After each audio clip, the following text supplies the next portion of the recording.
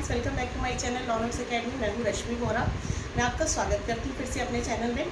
Friends, आज मैं आपको ऑल इंडिया बार एग्ज़ाम के बारे में सारे इंपॉर्टेंट गाइडलाइंस के बारे में बताऊंगी कि ऑल इंडिया बार एग्ज़ाम किन के लिए ज़रूरी है, उसके लिए एलिजिबिलिटी क्राइटेरिया क्या है, लॉ के स्टूडेंट्स के लिए कौन कौन एप्लीकेबल है अपने फॉर्म फिल करने के लिए, एग्ज़ाम कब होगा, कहाँ पे फॉर्म अपलोड होगा, उसकी सारी इंपॉर्टेंट गाइडलाइंस, और उससे पहले जो आपको स्टेट में रजिस्ट्रेशन करवाना पड़ता है उसके बारे में भी।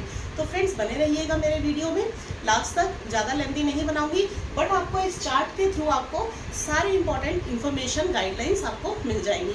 अगर आपने मेरा चैनल अभी तक सब्सक्राइब नहीं किया है तो सब्सक्राइब कर दीजिए, बेल आइकन प्रेस कर दीजिए और वीडियो को लाइक ज़रूर कीजिएगा, ताकि देखिए बेल आइकन प्रेस करेंगे तो आपको आगे की एग्ज़ाम से रिलेटेड आगे की जो भी नोटिफिकेशंस अपलोड होती रहेंगी वो मैं आपको साथ के साथ में बताती रहूँगी। उसके बारे में आपको एक्सप्लेन करके समझाऊंगी, ताकि बच्चे जो कंफ्यूज हो जाते हैं उन्हें क्या करना है, कैसे करना है, फीस क्या है, अपना एनरोलमेंट कैसे करवाना है। तो I will explain you everything in future also when the BCI will upload their guidelines on the site, official site. Okay friends, so please keep watching, keep till last, okay, and like the video after watching. Thank you so much. Let's start now.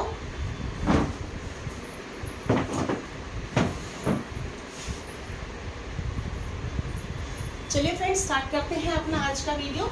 All India bar exam की सारी important guidelines आपको बताती हूँ, शुरू से लेकर last तक बताऊंगी। मिस मत कीजिएगा, कोई चीज़ बीच में मिस हो गई तो आपको समझ में नहीं आएगी, तो आपको दोबारा वीडियो देखना पड़ेगा। अगर फिर भी ना समझ में आए, सारा बताऊंगी, ना कुछ क्लियर हो, डाउट रह जाए तो दोबारा वीडियो देख सकते हैं आप। चलिए स्टार्ट करते हैं। देखिए, ये है ऑल इंडिया बार एग्जाम, जो कि अभी 17th है। 16 हो चुके हैं, इस बार का एग्जाम का नंबर 17 है। ठीक है friends, all India bar exam AIBE जिसकी शॉर्ट फॉर्म है, 17 नंबर एग्जाम है। ठीक है, ये सर्टिफिकेशन एग्जाम होता है। This is a certification exam for you to be applicable to enrol as an advocate in the bars. मतलब आप BCI में इसके थ्रू एनरोल हो जाते हैं और आपको एडवोकेट का सर्टिफिकेट मिल जाता है, जिससे कि आप किसी भी कोर्ट में प्रैक्टिस कर सकें। ठीक है फ्रेंड्स, तो ये एग्जाम देने के लिए आपको उससे पहले सबसे पहले क्या क्या करना है वो सारी बातें बताती हूँ। सबसे पहले आपको अपना स्टेट के अंदर रजिस्ट्रेशन या एनरोलमेंट करवाना पड़ता है, enrolment to their respective state bar council. अब आपने जिस स्टेट के अंदर भी प्रैक्टिस करनी है, चाहे वो दिल्ली है, दिल्ली तो टेरिटरी है, दिल्ली में भी प्रैक्टिस करने के लिए दिल्ली बार एसोसिएशन के अंदर आपको स्टेट बार के अंदर दिल्ली स्टेट बार काउंसिल के अंदर आपको जाके रजिस्ट्रेशन करवाना पड़ेगा। यूपी के हो तो यूपी में, हरियाणा के हो तो हरियाणा में, पंजाब में हो तो पंजाब, राजस्थान वाले राजस्थान में, हिमाचल वाले हिमाचल में। तो हर स्टूडेंट, लॉ स्टूडेंट अपना स्टेट में सबसे पहले एनरोलमेंट करवाएगा। ठीक है फ्रेंड्स, उसमें एनरोलमेंट करवाना पड़ेगा। उसके लिए ऑनलाइन अवेलेबल हो जाता है साइट पे, या अगर ऑनलाइन नहीं है तो आपको ऑफलाइन भी स्टेट बार के ऑफिस में अपने स्टेट के जहां आपने एनरोल करवाना है वहां जाके आप अपना फॉर्म लीजिए, फॉर्म को फिल कीजिए, पेमेंट दीजिए और साथ में फॉर्म सबमिट कर दीजिए। ठीक है, उसके लिए आपको ये साथ में बता देती हूँ, उसके लिए फॉर्म फिल करने के लिए या रजिस्ट्रेशन स्टेट बार काउंसिल के अंदर अपने स्टेट में, जिस स्टेट में आपने प्रैक्टिस करनी है उस स्टेट के लिए है ये स्टेट बार रजिस्ट्रेशन करवाना जरूरी होता है, ताकि उनके पास BCI के पास एक ये रिकॉर्ड मेंटेन होता है कि कौन कितने कितने स्टूडेंट्स अभी एनरोल हुए हैं और कौन कौन कहाँ कहाँ प्रैक्टिस कर रहा है। आपने एडवोकेट्स एक्ट 1961 में भी ये सारी बातें पढ़ी होंगी कि ये BCI की गाइडलाइंस होती है कि BCI ही रूल्स बनाता है, ये रूल मेकिंग पावर BCI के पास नहीं है। तो वो आपको स्टेट के में अवेलेबल हो जाएगा और नोटिस आ जाता है। ठीक है, साइट पे उसमें ये बताया गया है, इसके लिए कोई अपर एज लिमिट नहीं है। कोई भी स्टूडेंट्स जो कि जिन्होंने 2009 से 10, 9 और 10 में जिन्होंने ग्रेजुएशन कंप्लीट की है, 9, 10 या उसके बाद में, उन सब के लिए कंपलसरी है। देखिए, 5 ईयर डिग्री या 3 ईयर डिग्री आपने अगर ली है, LLB की कंप्लीट की है, तो उनको क्वालिफाई होना जरूरी है इस सर्टिफिकेशन एग्जाम के लिए, प्रैक्टिस करने के लिए किसी भी कोर्ट में। लेकिन जिन्होंने उससे पहले 2009 या उससे 9-10 से पहले जिन्होंने ग्रेजुएशन कर ली थी, लॉ की डिग्री ले ली थी, they do not need to give this exam. उनको ये एग्जाम देने की कोई जरूरत नहीं है।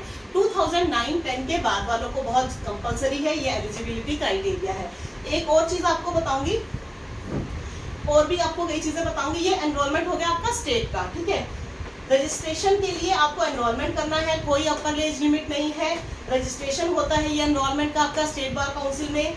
इसके लिए आपको स्टेट बार काउंसिल की वेबसाइट पे जाके साइन अप करना पड़ेगा, आपका एक अकाउंट बन जाएगा। उसको वहाँ पे आपको सारी नेसेसरी डिटेल्स को फिल करना है, वहाँ पे आपका लॉ सर्टिफिकेट, कास्ट का सर्टिफिकेट, आप SC ST जनरल OBC कौन है, जनरल का तो नहीं होता, जो भी जिस भी कैटेगरी के हैं आप, तो उसका आपको कास्ट का सर्टिफिकेट अपलोड करना है। और अगर अभी आप कोई बिजनेस कर रहे हैं और अब आपने बिजनेस छोड़ दिया है, क्योंकि लॉ ग्रेजुएट्स जो हैं उनको प्रैक्टिस करने के लिए कोई बिजनेस अलाउड नहीं है, ठीक है ना। वो जॉब कर सकते हैं, टीचिंग में जा सकते हैं, किसी और प्रोफेशन में जा सकते हैं, अगर प्रैक्टिस करनी है तो आप कोई और बिजनेस नहीं कर सकते, ये एक कंपलसरी रिक्वायरमेंट है। तो आपने अगर अभी कोई बिजनेस छोड़ दिया है क्योंकि आपने प्रैक्टिस करनी है, ठीक है, तो प्रैक्टिस करने के लिए आपने बिजनेस जो छोड़ा है, जो भी काम कर रहे थे, उसका आपको सर्टिफिकेट देना पड़ेगा या उसकी डीड देनी पड़ेगी, डिसोल्यूशन डीड। अगर आप पार्टनरशिप में थे या अपना बिजनेस था तो आपको बंद करके, अगर आपके नाम से चल रहा था तो वो आपको बंद करके उसका पार्टनरशिप का या जो भी है डिसोल्यूशन डीड देनी पड़ेगी, सबमिट करनी पड़ेगी। और उसके साथ आपकी 3 से 4 कलर फोटोग्राफ्स आपकी लगेगी साथ में, और वो भी पूरी प्रॉपर यूनिफॉर्म में,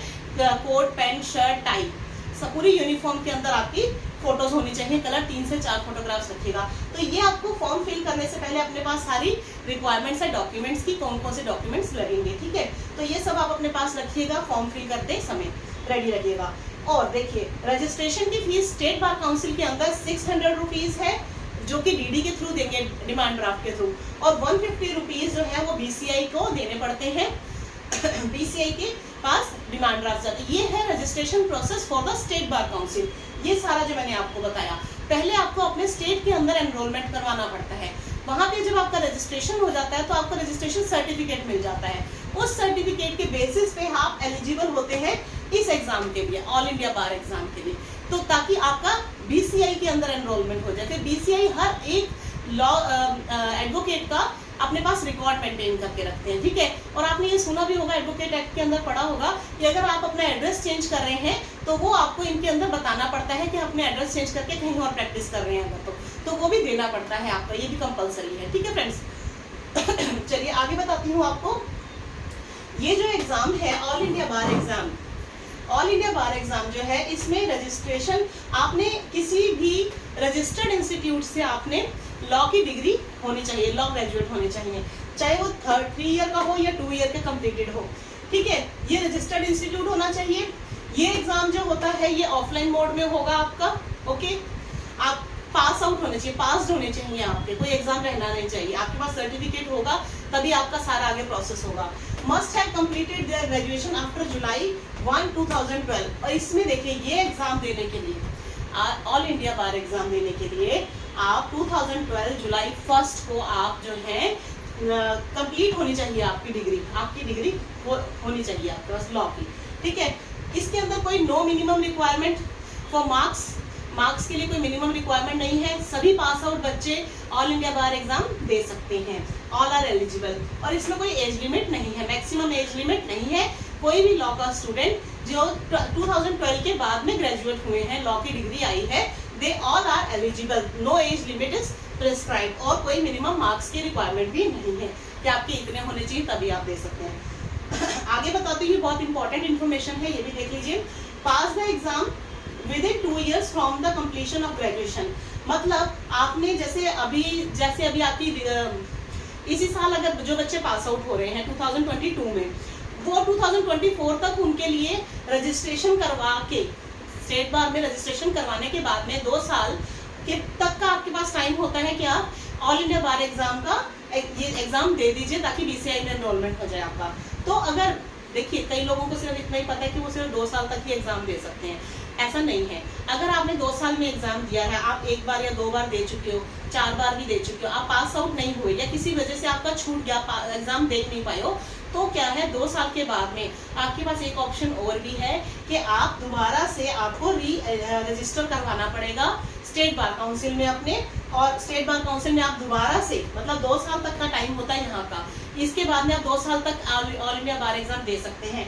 अगर वो 2 साल निकल गए, किसी भी रीजन की वजह से आप पास नहीं हुए या एग्जाम ही नहीं दे पाए, तो आपको स्टेट बार काउंसिल में दोबारा से रजिस्ट्रेशन करवा के ये फीस जमा करवानी पड़ेगी। दोबारा रजिस्ट्रेशन करवाइए, दोबारा से ऑल इंडिया बार एग्जाम दे दीजिए, कोई टेंशन नहीं, ठीक है फ्रेंड्स। तो आप दोबारा से अपियर हो सकते हैं। इसके लिए ऑनलाइन फॉर्म मिलता है, ऑल इंडिया बार एग्जाम का ऑनलाइन फॉर्म इनकी ऑफिशियल वेबसाइट पे अवेलेबल हो जाएगा। और ये है इनकी ऑफिशियल वेबसाइट allindiabareexamination.com। allindiabarexamination.com की साइट पे आपको ऑनलाइन फॉर्म फिल करना पड़ेगा ऑल इंडिया बार एग्जाम का। ठीक है फ्रेंड्स, ध्यान रखिएगा, सारी नोटिफिकेशन इस पे आएगी। फेक न्यूज़ पे मत जाइएगा, बहुत सारी फेक आईडीज, फेक वेबसाइट्स बनी होती हैं जो आपको सही इन्फॉर्मेशन नहीं देती। हमेशा ऑफिशियल वेबसाइट पे जाके ही चेक करना चाहिए कुछ भी आपको इन्फॉर्मेशन चाहिए तो।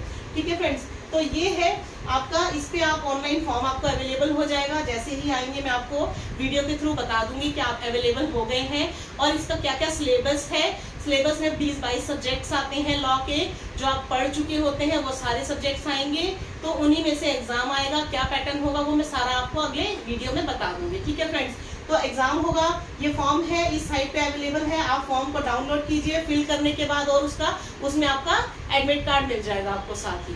ठीक है, जैसे ही आपका फिल होगा, क्योंकि ये एग्जाम इसके साथ साथ ही एग्जाम हो जाता है जल्दी। जैसे कि आपकी अब जून में एग्जाम्स हो जाएंगे फाइनल सेमेस्टर्स के, ठीक है, तो आपका जुलाई तक रिजल्ट आ जाएगा, अगस्त में इनके फॉर्म नोटिफिकेशन आ जाएगी, सितंबर तक फॉर्म फिल हो जाएंगे और अक्टूबर तक मोस्ट प्रोबेबली एग्जाम्स हो जाते हैं। अब लास्ट 2021 का भी देखेंगे तो उसका भी यही प्रोसेस था सारा, मतलब फॉर्म जल्दी आ जाते हैं, फिलअप में थोड़ा टाइम लगता है, पेमेंट्स वगैरह की थोड़ा कुछ होता है, जो भी प्रोसेस जो भी प्रोसीडिंग्स होती हैं उनकी, उसमें थोड़ा सा टाइम लगता है। फिर उसके बाद आपको साथ के साथ में एडमिट कार्ड आ जाएगा और डेट आपको एग्जाम की पता चल जाएगी, तो 1-2 महीने के अंदर अंदर एग्जाम कंडक्ट हो जाता है, इसलिए ही करवा लेते हैं। तो आपका एडमिट कार्ड आएगा, आप एग्जाम दीजिएगा। इसके अंदर ये है कि मैक्सिमम 3 आप एग्जामिनेशन सेंटर्स को सिलेक्ट कर सकते हो जब आप एग्जाम फॉर्म फिल करेंगे, ये वाला ऑनलाइन फॉर्म। इसमें 3 एग्जाम सेंटर्स की आपको ऑप्शंस मिलेगी, आप अपने नियर बाय के जहां पे आप एग्जाम देना चाहते हो वो 3 ऑप्शंस को सिलेक्ट कर सकते हैं। ठीक है, और इसका जो सिलेबस है वो भी ऑफिशियल वेबसाइट पे मिल जाएगा। इसके अंदर जैसे CPC, CrPC, constitution, IPC, TPA, ये सारे ऑलमोस्ट सब्जेक्ट्स जो भी आप पढ़ चुके हैं, आईपीआर हो गया, कॉन्स्टिट्यूशन है, मतलब जो पढ़ चुके हैं उन सब में से आपको इसमें ज्यूरिस्प्रूडेंस है, टॉर्ट है, इन सब में से एग्जाम क्वेश्चन आएंगे। और क्वेश्चन जो होंगे वो 100 क्वेश्चन आएंगे, एमसीक्यू की फॉर्म में होंगे। ठीक है, लॉ के सब्जेक्ट से ही आएंगे। इसके अंदर एक इम्पॉर्टेंट चीज और बता देती हूँ मैं आपको, इसके अंदर बेरेट ले जा सकते हैं आप लोगों के।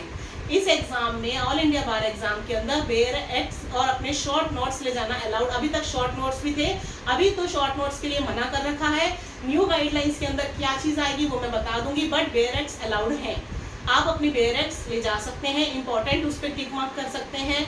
आपको पुरानी, मैं इसके लिए आपको एमसीक्यूज के क्वेश्चंस भी अपलोड करके दूंगी अपने चैनल लॉ नोट्स अकेडमी में। मेरा चैनल है लॉ नोट्स अकेडमी, उसमें ऑलरेडी मैं कई इन्फॉर्मेशन दे चुकी हूँ, और भी आपको अभी मैंने कल ही एक इसकी बीसीआई की एक इन्फॉर्मेशन दी है, आपको अपलोड की है, जिसमें मैंने बताया है कि बच्चों के लिए, लॉ स्टूडेंट्स के लिए इंटर्नशिप के लिए बीसीआई ने गाइडलाइन दी है कि हर सीनियर एडवोकेट 5-5 स्टूडेंट्स को अपने पास इंटर्नशिप के लिए रखेंगे, कंपलसरी है। लेकिन उसके लिए बच्चों को, लॉ स्टूडेंट्स को अपना एक ऑनलाइन एग्जाम देना पड़ेगा, टेस्ट देना पड़ेगा। जैसे जैसे बच्चों के मार्क्स आएंगे उन्हीं मार्क्स के बेसिस पे, जिन बच्चों के ज़्यादा अच्छे मार्क्स आएंगे उनको ज़्यादा अच्छे और ज़्यादा सीनियर एडवोकेट्स के पास में प्लेसमेंट मिल जाएगी, जिनके कम आएंगे उनको कम एक्सपीरियंस वाले एडवोकेट्स के पास मिलेगी। इस हिसाब से आपको मतलब मिल जाएगी प्लेसमेंट आपको प्रैक्टिस करने के लिए, इंटर्नशिप के लिए। ठीक है फ्रेंड्स, तो ये बहुत अच्छी एक न्यूज़ आई थी, कल ही मैंने अपने चैनल पे अपलोड की है, वो देखनी हो तो आप बेशक देख सकते हैं। दो न्यूज़ है उसमें, आप देख लीजिएगा मेरे चैनल लॉ नोट्स अकेडमी में जाके। तो ये सारी मैंने जो इन्फॉर्मेशन आपको बता दी, 100 एमसीक्यूज आएंगे, ये मैं आपको बहुत जल्दी अपलोड कर दूंगी अपने चैनल पे। 2-3 वीडियोस बनाऊंगी, बहुत सारे पुराने क्वेश्चन पेपर्स आपको वो भी दे दूंगी सॉल्व करने के लिए। पुराने क्वेश्चन पेपर से ही मैं सारे क्वेश्चंस बना के दूंगी आपको, ताकि बच्चों को वैरायटी ऑफ क्वेश्चंस मिल जाए, उनको बहुत ईजी हो जाए। उनको 2-3 बार आप वीडियो देखेंगे, आपको सारे क्वेश्चंस लर्न हो जाएंगे, आपने पहले इसके भी पढ़ रखे हैं सारे। ठीक है, और ये सर्टिफिकेट ऑफ प्रैक्टिस आपको उसके बाद में एग्जाम पास करने के बाद सर्टिफिकेट ऑफ प्रैक्टिस जो मिल जाएगा, तो उससे आप प्रैक्टिस करने के लिए एलिजिबल हो जाएंगे, किसी भी कोर्ट में आपका एनरोलमेंट हो जाएगा। तो ये था हमारा आज का वीडियो। आपको कोई डाउट हो इसमें तो प्लीज़ मुझे कमेंट करके जरूर बताइएगा। ये है ऑल इंडिया बार एग्जाम के बारे में मैंने आपको सारी इन्फॉर्मेशन दे दी। एक लास्ट और बता देती हूँ, जो ये इनका एप्लीकेशन फॉर्म है एनरोलमेंट का, ऑल इंडिया बार एग्जाम का, उसके लिए जनरल और ओबीसी कैटेगरी के लिए फीस है 3560 अभी जो है इस समय बता रखी है, और एससी और एसटी के लिए 2560 है, 1000 का डिफरेंस है। जनरल के लिए 3560 और और जनरल और ओबीसी के लिए, और SC ST के लिए 2560 रुपये। ये एप्लीकेशन फीस भी है, ये भी ध्यान रखिएगा, ये भी शायद ऑनलाइन ही सबमिट होगी।